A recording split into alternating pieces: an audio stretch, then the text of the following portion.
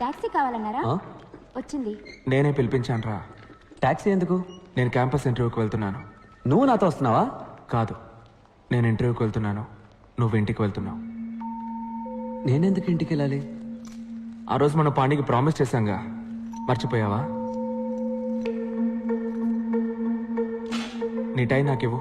జోక్లు వద్దురా, నేను ఇంటర్వ్యూకి వెళ్ళాలి. ఇది చదివాక నువ్వు ఇంటర్వ్యూకి వెళ్ళవనుకుంటాను. ఏంటది? లెటర్. హంగేరీ నుంచి ఎవరో మాతే, బెన్స్ మాతే, ఫోటోగ్రాఫర్ అట. మాతే ఆ లెటర్ పోస్ట్ చేస్తావా? బ్రెజిలియన్ రైన్ ఫారెస్ట్ లో 1 year ఇంటర్న్షిప్ ప్రోగ్రామ్. వీడి మొహానికి జీతం ఒకటే.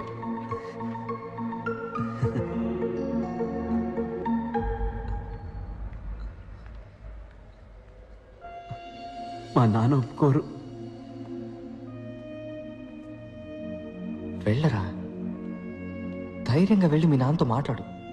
ఆయనకు అర్థమయ్యేలా చెప్పు. ఈరోజు నువ్వు భయపడి చెప్పలేదో, చివరిదాకా నువ్వు కోరుకున్న జీవితం పొందలేకపోయామని తలుచుకొని బాధపడతావురా. అందరి లైఫ్లో ఒక టైంలో ఎటువైపు వెళ్ళాలో నిర్ణయించుకోవాల్సిన సమయం వస్తుంది వెంకట్. ఇటువైపు వెళ్తే క్యాంపస్ ఇంటర్వ్యూ, ఇంజనీర్ ఉద్యోగం, ఫ్యాక్టరీ లైఫ్. అటువైపు వెళ్తే అడవి, మృగాలు, ఫోటోగ్రఫీ. నీ జీవితాన్ని మార్చిపోయే ఆ నిమిషం ఇదేరా. డిసైడ్ చేసుకోరా.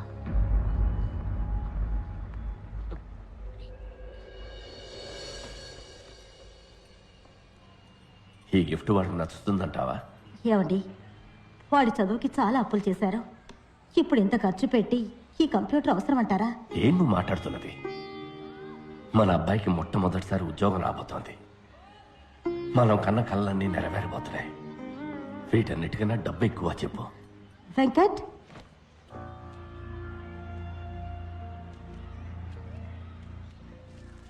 రే, ఇవాళ నువ్వు ఇంటర్వ్యూకి వెళ్ళాలి కదా?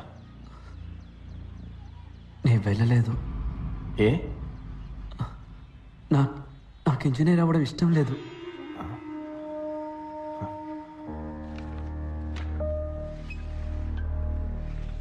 ఏమైంది? ఏదైనా యాక్సిడెంటా? నేను కాలేజ్ బిల్డింగ్ పైనుంచి దూకేశాను సార్. ఏ? నన్ను కాలేజీలోంచి డిస్మిస్ చేశారు. దేనికి? నేను తాగేసి ప్రిన్సిపల్ ఇంటి గుమ్మలో పాస్ పోసాను సార్.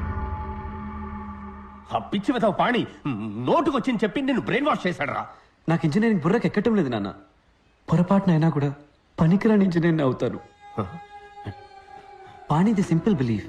నీకు నచ్చిన పని చెయ్యి, అప్పుడు పని పనిలా ఉండదు, సంతోషంగా ఉంటామంటాడు. రే, అడవులకు వెళ్ళి ఏం సంపాదిస్తావురా? స్టైఫండ్ తక్కువే వస్తుంది, కానీ నేర్చుకోవడానికి ఎంతో ఉంటుంది నాన్న. రే, ఒక 5 ఏళ్లలో నీతో చదువుకున్న వాళ్ళందరూ సొంత ఇల్లు, కారు కొనుక్కుని సెటిల్ అయిపోతారా. తర్వాత నువ్వే ఫీల్ అవుతావు. నేను సంతోషపడతానన్న, కానీ ఇంజనీర్ అయితే మాత్రం లైఫ్ లాంగ్ ఫీల్ అవుతాను. ఊళ్ళో అంతా నిన్ను చూసి నవ్వుతారా. నువ్వు పెద్ద ఇంజనీర్ అవుతావని అందరూ ఎంత గొప్పగా చెప్పుకుంటున్నారు. ఐఈసీలో చేరి చదువుకోవడానికి మీ అబ్బాయి పెట్టి పుట్టాడని కృష్ణమూర్తి అంకుల్ ఇప్పటికీ చెప్తాడు. వాళ్ళందరూ ఏమనుకుంటారా? కృష్ణమూర్తి అంకుల్ నా రూమ్కి ఏసీ పెట్టించలేదు నాన్న. నాకు ఫీజు కట్టి చదివించింది ఆయన కాదు నాన్న. చిన్నప్పుడు నన్ను భుజం మీద ఎక్కించుకుని జూ అంతా తిప్పి చూపించింది ఆయన కాదు నాన్న. అదంతా చేసింది మీరు. మీరేమనుకుంటున్నారనేది నాకు ముఖ్యం. ఏంట్రా, ఏదైనా సినిమా చూసి వచ్చావా? డైలాగులు కొడుతున్నావు. అయ్యో, కోప్పడకండి. వాడు అసలే చాలా బాధలో ఉన్నాడు. తర్వాత అదికిలాగా ఏమన్నా చేసుకుంటాడేమో. నేనేం మాట్లాడకూడదు కదూ. నేనేం మాట్లాడను, నేనేమి మాట్లాడను. ఏమన్నా అంటే సార్ పైనుంచి కిందకు దూకేస్తారు. లేదు నాన్న, నేను ఆత్మహత్య చేసుకోను, ప్రామిస్. నాన్న, దీన్ని చూడండి. పాణి మీ ఫోటో నా పర్సులో పెట్టి ఏమన్నాడో తెలుసా? ఎప్పుడైనా నీకు ఆత్మహత్య చేసుకోవాలనిపిస్తే ఈ ఫోటోని తీసి చూడు. నీ డెడ్ బాడీని చూస్తే వాళ్ళ మొహంలో ఉన్న చిరునవ్వు ఏమవుతుందో అని కొంచెం ఆలోచించమన్నాడు నాన్న.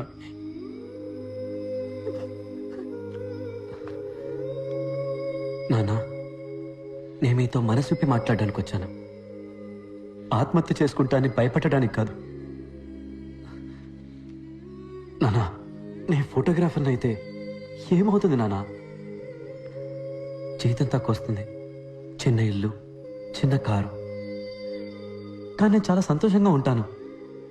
I will be very happy. వచ్చే జీతంలో మీకు ఒక మంచి షర్టు, అమ్మకు ఒక మంచి చీర కొనిస్తే చాలు నా మనసుకి ఎంతో తృప్తిగా ఉంటుంది. నేనెప్పుడు మీరు చెప్పినట్టే నడుచుకుంటూ ఉన్నాను కదా, ఈ ఒక్కసారికి నా మనసు చెప్పినట్టు నడుచుకోనివ్వండి నాన్న. ప్లీజ్ నాన్న, ప్లీజ్.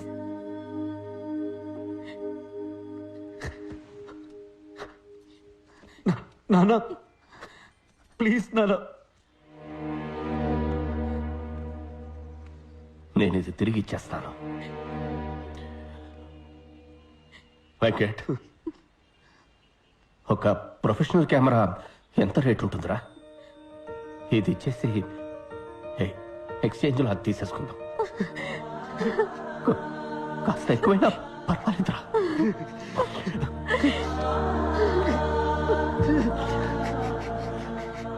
వెంకట్, నీకు నచ్చిన పని చేయరా.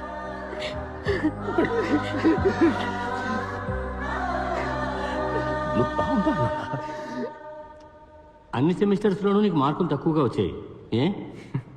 భయం సార్. నేను చిన్నప్పుడు స్కూల్లో చదువుకునేటప్పుడు నాకు మార్క్స్ బాగానే వచ్చేవి సార్. మన కుటుంబ కష్టాలన్నీ మన అబ్బాయి తీరుస్తాడని మా అమ్మ నాన్న అనేవారు. అప్పుడు స్టార్ట్ అయింది సార్ ఈ భయం. నేను 5వ క్లాస్ వరకు కాన్వెంట్లోనే చదువుకున్నాను సార్. ప్రతి నెల ఫీజు కట్టలేకపోతున్నామని గవర్నమెంట్ స్కూల్లో తెలుగు మీడియంలో జాయిన్ చేశారు. ఇక్కడికి వచ్చి చూస్తే అంతా ఇంగ్లీష్లోనే ఉంది. దిక్కు తోచలేదు. నా భయం కూడా చాలా ఎక్కువైంది సార్. ఇక్కడ పెద్ద రేసే జరుగుతోంది.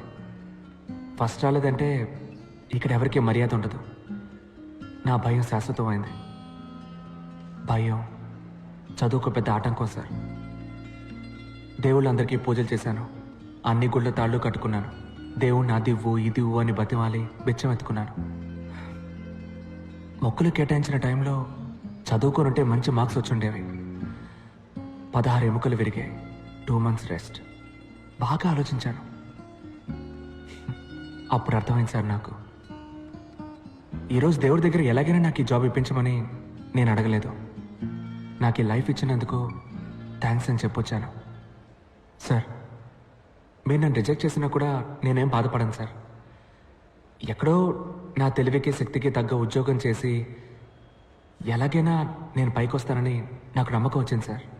ఇంత ఫ్రాంక్గా బిహేవ్ చేసేవాళ్ళు మా కంపెనీకి పనికిరారు. క్లయింట్స్ని హ్యాండిల్ చేయడానికి డిప్లొమాటిక్గా మాట్లాడే వాళ్ళే మాకు కావాలి. You are too straightforward. But నువ్వు నీ యాటిట్యూడ్ని కంట్రోల్ చేసుకుని పనిచేయగలను అని నువ్వు మాకు అష్యూరెన్స్ ఇస్తే వీ మే కన్సిడర్ యూ. సొంత కాళ్ళ మీద నిలబడ్డం నేర్చుకున్నది నా 2 కాళ్ళు విరిగాకే సార్. దెబ్బతిన్న తర్వాత వచ్చింది సార్ ఈ యాటిట్యూడ్. మార్చుకోవడం కుదరదు.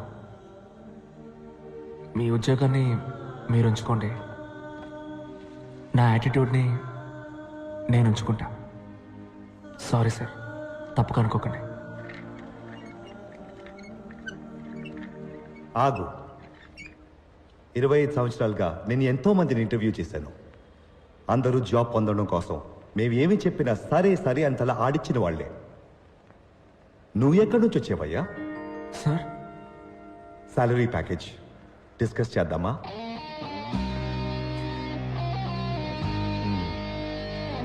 Thank you sir.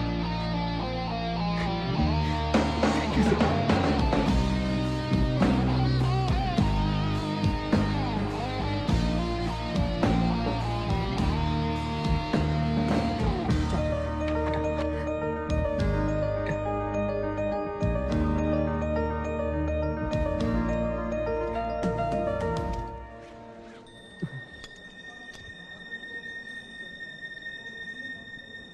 Guruji, you are great. మమ్మల్ని ఆశీర్వదించండి.